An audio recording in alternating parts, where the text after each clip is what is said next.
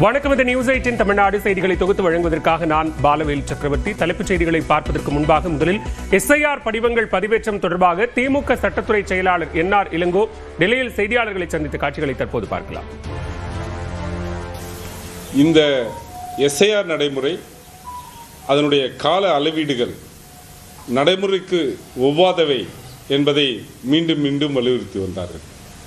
திராவிட முன்னேற்றக் கழகம் ஒரு தூய்மையான வாக்காளர் பட்டியல் இருக்க வேண்டும் என்பதையே மிக நீண்ட காலமாக வலியுறுத்தி வருகிறது.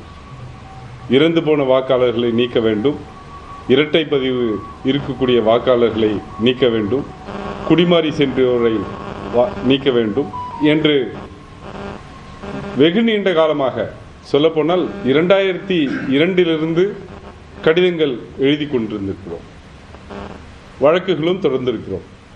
இந்த நிலையில் எஸ்ஐஆரை அறிமுகப்படுத்திய போது ஒரு தூய்மையான வாக்காளர் பட்டியல் வேண்டும் என்பதை நாங்கள் வரவேற்றாலும் கூட இந்த வழிமுறைகள் சட்டத்திற்கு புறம்பாக இருக்கிறது, பல வாக்காளர்களை நீக்கக்கூடிய அச்சம் எழுகிறது, மேலும் தகுதியில்லாத வாக்காளர்களை சேர்ப்பதற்கான வழி காட்டுகிறது என்பதை எடுத்து சொன்னோம்.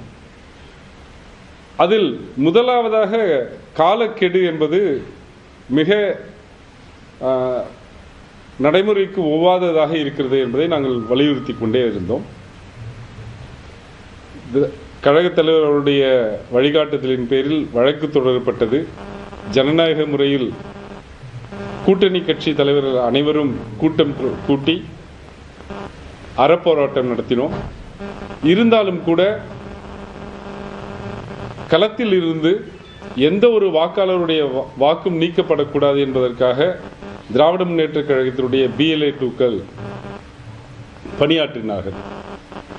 இருந்தாலும் கூட ஒவ்வொரு நாளும் தேர்தல் ஆணையம் எவ்வளவு படிவங்களை வழங்கினோம், எவ்வளவு படிவங்களை கணினி மயமாக்கினோம் என்ற ஒரு கணக்கை தந்து கொண்டே வந்தார்கள். ஏறக்குறைய 95% மேலான படிவங்கள் வழங்கப்பட்டு விட்டன என்று சொன்ன தேர்தல் ஆணையம், கணினிமயமாக்கப்பட்டது ஏறக்குறைய 75% 80% வரை கணினிமயமாக்கிட்டு இருக்கிறோம் அந்த திரும்ப பெறப்பட்ட படிவங்களை. சென்னையில் 55% மட்டும்தான் கணினிமயமாக்கப்பட்டிருக்கிறது. ஆனால் எத்தனை படிவங்கள் அல்லது எத்தனை சதவீத படிவங்கள் திரும்ப பெறப்பட்டன என்ற கணக்கை தேர்தல் ஆணையம் தரவே இல்லை.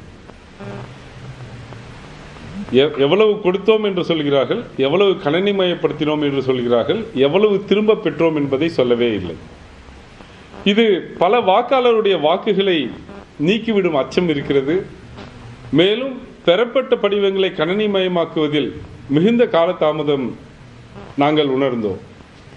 அதனால்தான் மீண்டும் மீண்டும் இந்த கால அட்டவணை சரியானது அல்ல என்பதை வலியுறுத்தி வந்தோம். மேலும் பருவமழை காரணமாக இந்த பணிகள் பாதிக்கக்கூடிய வாய்ப்புகள் நிறைய இருக்கிறது என்பதையும் சுட்டிக்காட்டினோம். அதற்கு ஏற்றாற்போல் தற்போது வந்திருக்கக்கூடிய புயலும் அந்த பணிகளை பாதிக்கக்கூடியதாக இருக்கிறது.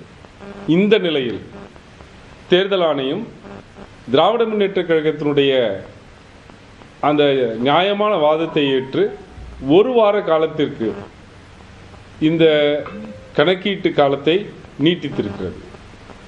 அது உண்மையிலேயே திராவிட முன்னேற்றக் கழகத்திற்கு, அதனுடைய ஜனநாயக போராட்டத்திற்கு கிடைத்த வெற்றியாக நாங்கள் பார்க்கிறோம். திமுக சட்டத்துறை செயலாளர் என்ஆர் இளங்கோ செய்தியாளர்களை சந்தித்த காட்சிகளை பார்த்தோம்.